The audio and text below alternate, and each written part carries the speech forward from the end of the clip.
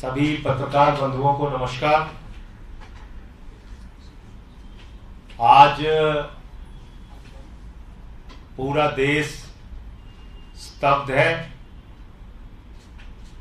अनंतनाग की घटना से पूरा देश दुखी है। हमारी सेना और पुलिस के 3 अधिकारी आतंकवादियों से लड़ते हुए शहीद हो गए। सेना के 2 जवान आतंकवादियों का मुकाबला करते हुए शहीद हो गए। और इतना ही नहीं, आर्मी डॉग सेना का वो जाबाज जानवर केंट, उसने भी आतंकवादियों का मुकाबला किया, उसने भी गोली खाई, उसने भी अपनी जान दी,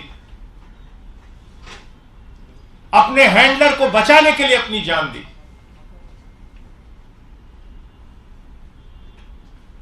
देश की सेना के कर्नल मनप्रीत सिंह जी, जो पंजाब की धरती से आते हैं, उन्होंने अपनी शहादत दी। मेजर आशीष,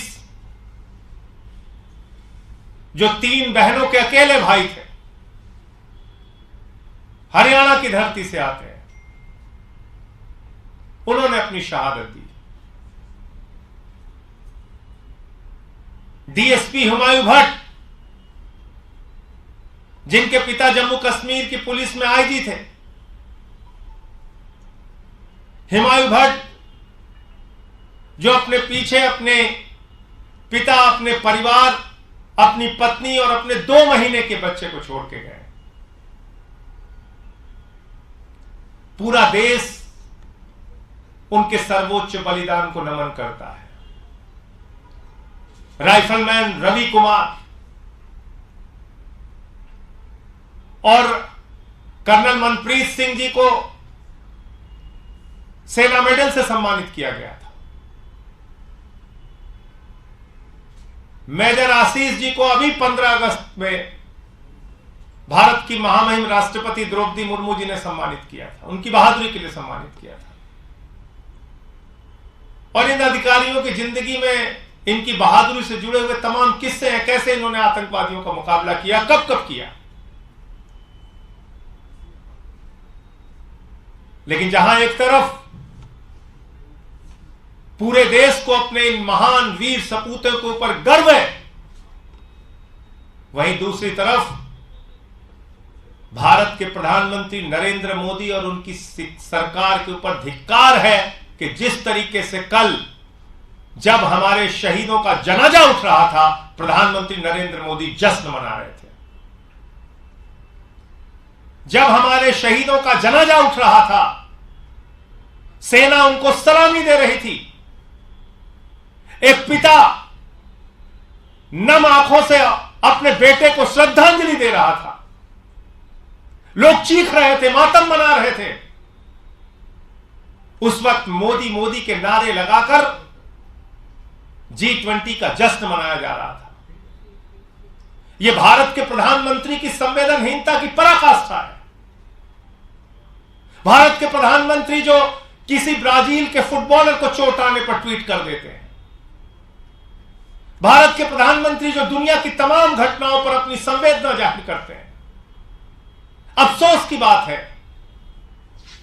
कि इतना समय बीत गया, आप जश्न मनाने में व्यस्त थे, जुलूस निकालने में व्यस्त थे, मोदी मोदी के नारे लगवाने में व्यस्त थे, लेकिन अपने सेना के अधिकारियों के प्रति आप संवेदना का ट्वीट करने के लिए 2 मिनट की फुर्सत नहीं पाते। यह किस प्रकार के संवेदनशीलता है आपकी?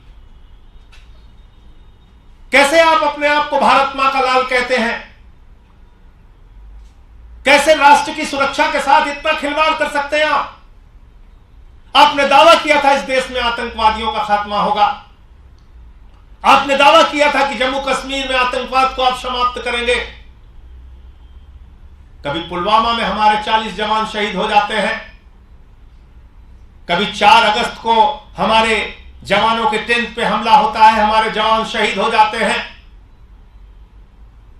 कभी कर्नल मनप्रीत सिंह,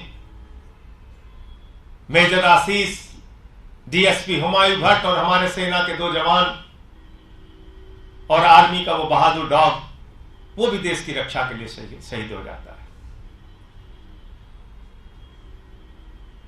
एक आर्मी के डॉग को देश की रक्षा की चिंता है, लेकिन भारत के सर्वोच्च पद पर बैठे हुए भारत के प्रधानमंत्री को अपने जवानों के प्रति संवेदनशीलता नहीं है। बहुत अफसोस की बात है, पीड़ा की बात है, दुख की बात है। हम सब के लिए बहुत सी शर्म की बात है कि देश के प्रधानमंत्री आखिर क्यों ऐसी घटनाओं पर जश्न मना रहे होते हैं। पुलवामा में हमारे जवान शहीद होते हैं, उत्तराखंड में शूटिंग में व्यस्त है हमारे देश के प्रधानमंत्री।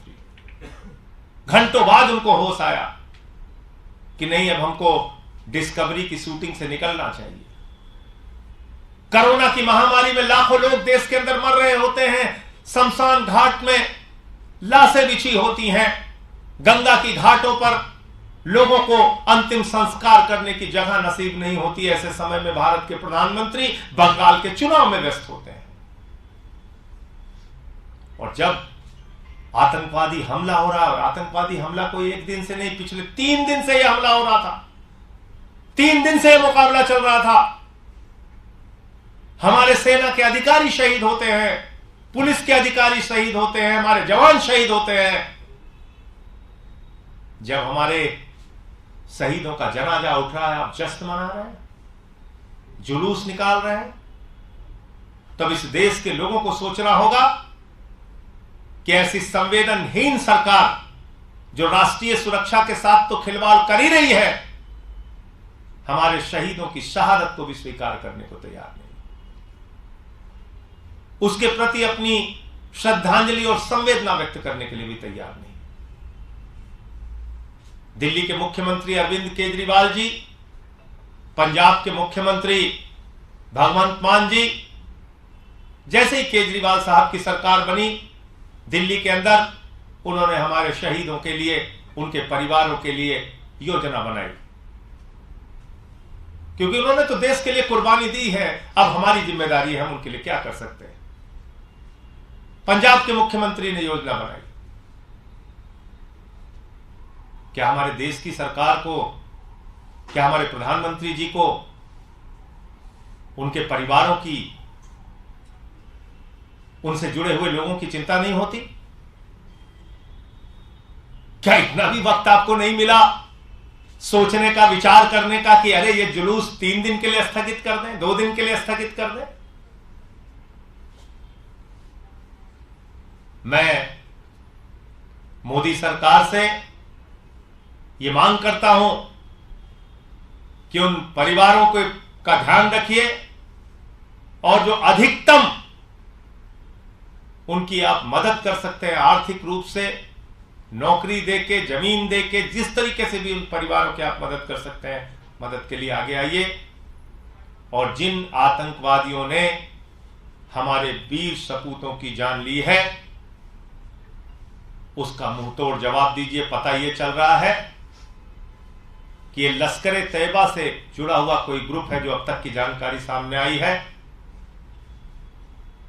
और ये लोग कहां पनप रहे हैं, कहां इनका विस्तार हो रहा है, कोई छुपा नहीं है। पड़ोसी देश आपका पाकिस्तान, वो भारत के अंदर आतंकवाद के बीज बोता रहता है, और मौका लगने पर वो ऐसी आतंकवादी घटनाओं को अंजाम देता है। पाकिस्तान पोषित, पाकिस्तान के द्वारा प्रायोजित यह आतंकी घटना और हिंसा का भारत के प्रधानमंत्री को मुंहतोड़ जवाब देना चाहिए। और अगर सरकार इस पर कार्रवाई नहीं करती है तो विशेष सत्र सदन का शुरू होने वाला है। आम आदमी पार्टी इस मुद्दे को भारत की संसद में उठाएगी। हमारे जो बाकी सांसद हैं, मैं और राघव चड्ढा तो सस्पेंड है, अगर बहाल करते हैं तो हम लोग बोलेंगे, और नहीं बहाल करते हैं तो हमारे बाकी के जो सांसद हैं वो इस विषय को देश के सर्वोच्च सदन में उठाएंगे। आपका कोई प्रश्न हो आप पूछ सकते हैं। संजय जी, दूसरी पॉलिटिकल पार्टी में भी जश्न मन रहा है। अभी आपके ऑफिस के बगल में ही कांग्रेस पार्टी में पटाखे बज रहे हैं, आतिशबाजी हो रही है, कांग्रेस के प्रदेश अध्यक्ष ऑफिस ज्वाइन कर रहे हैं, उसका खुशी मनाया जा रहा है, रास्ते बंद है सारे। मैं भी इस प्रेस कॉन्फ्रेंस में हूं, मैं सिर्फ ये कह सकता हूं कि इस वक्त जो समय है वो हमारे शहीदों के प्रति नमन, उनको अपनी संवेदना व्यक्त करने का, और भारत की सरकार को, देश के प्रधानमंत्री को इस घटना का मुंहतोड़ जवाब कैसे देना है इसके बारे में सरकार को सामने आके बोलना चाहिए और देश को बताना चाहिए, देश को विश्वास में लेना चाहिए। संजय जी, प्रधानमंत्री आज मध्य प्रदेश में हैं, परियोजनाओं का उद्घाटन कर रहे हैं। वहाँ उन्होंने जम्मू कश्मीर के मुद्दे पर तो नहीं बोला, लेकिन सनातन पे इंडिया गठबंधन को घेरा है। सीधे तौर पे ये कह रहे हैं कि सनातन को खत्म करने का लक्ष्य है इस गठबंधन का, और हर सनातनी को सतर्क रहने की जरूरत है। देखिए, भारत के प्रधानमंत्री 24 घंटे सिर्फ चुनाव में और नफरत फैलाने में व्यस्त रहते हैं। मैं सिर्फ इतना कहना चाहता हूं कि देश के प्रधानमंत्री को देश की भी चिंता करनी चाहिए, और सनातन धर्म और हिंदू धर्म के बारे में उन्होंने स्वयं क्या बोला है 30 सेकंड में आपको जरूर सुनाना चाहता हूं। बोलते हैं सब, आप जो बोलते सब मैं मानने को तैयार हूं। हम मानते हैं कि सब हमारे ही लोग हैं इस देश में पले बड़े साहब। इसको दुनिया सुप्रीम कोर्ट के जजमेंट के अनुसार हिंदू ये रिलीजन नहीं है, हिंदू ये वे ऑफ लाइफ है। आप रिलीजन में चले गए, हम सुप्रीम कोर्ट के जजमेंट के हिसाब से करते हैं। सुप्रीम कोर्ट के जजमेंट के हिसाब से हिंदू ये वे ऑफ लाइफ है, और उसमें न बुद्ध को इतराज है न सिख को इतराज है। इतना ही नहीं, आज भी केरल में हमारे ईसाई संप्रदाय ऐसे हैं जो इसी प्रकार से जीवन जीते। ये आप डिस्क्रिमिनेट करते हैं, नहीं करते हैं। मगर आपके मैनिफेस्टो में तो सिर्फ हिंदूज का रेफरेंस है। हम हिंदू रेफरेंस जो करते हैं वो सुप्रीम कोर्ट के जजमेंट के हिसाब से करते हैं, वे ऑफ लाइफ के रिलीजन के हिसाब से नहीं करते। So the reference to Hindus in the manifesto. ये भारत के प्रधानमंत्री कह रहे हैं हिंदू धर्म ही नहीं है। ये देखिए प्रधानमंत्री जी का वक्तव्य है। तो प्रधानमंत्री अपनी सुविधा के हिसाब से बोलेंगे। वो खुद कभी कहेंगे हिंदू धर्म नहीं है, कभी कहेंगे हिंदू धर्म है।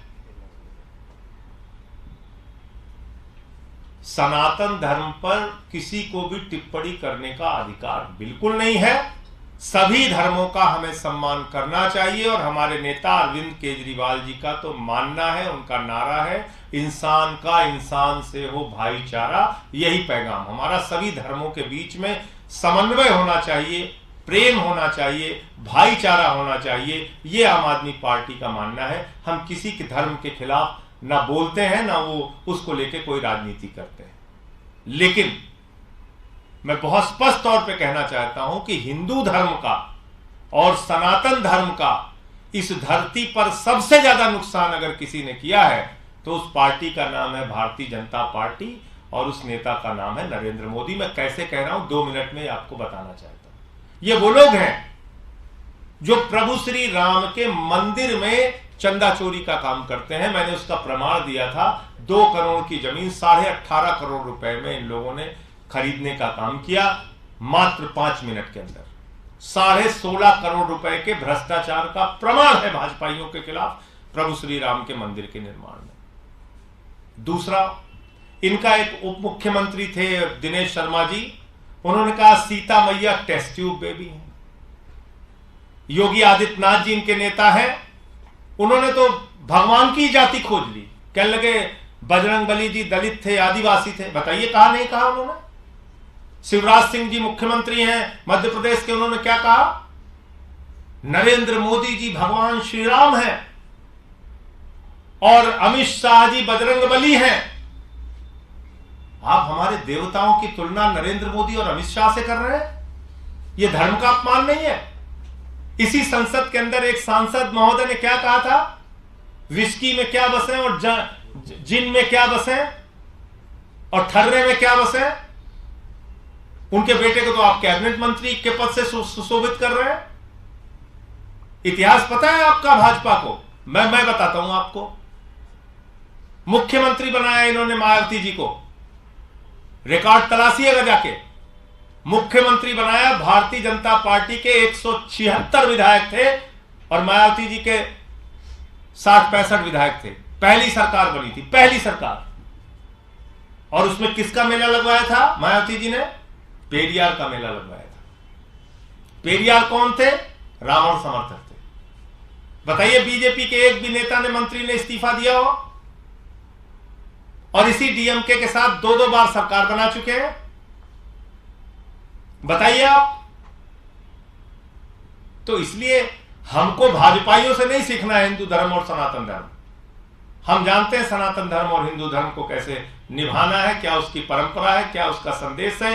हिंदू धर्म का संदेश है वसुदेव कुटुंबकम, पूरा विश्व हमारा परिवार है। अरे हम तो हर पूजा के बाद कहते हैं धर्म की जय हो, अधर्म का नाश हो, प्राणियों में सद्भावना हो, विश्व का कल्याण हो। भाजपाई क्या कहते हैं?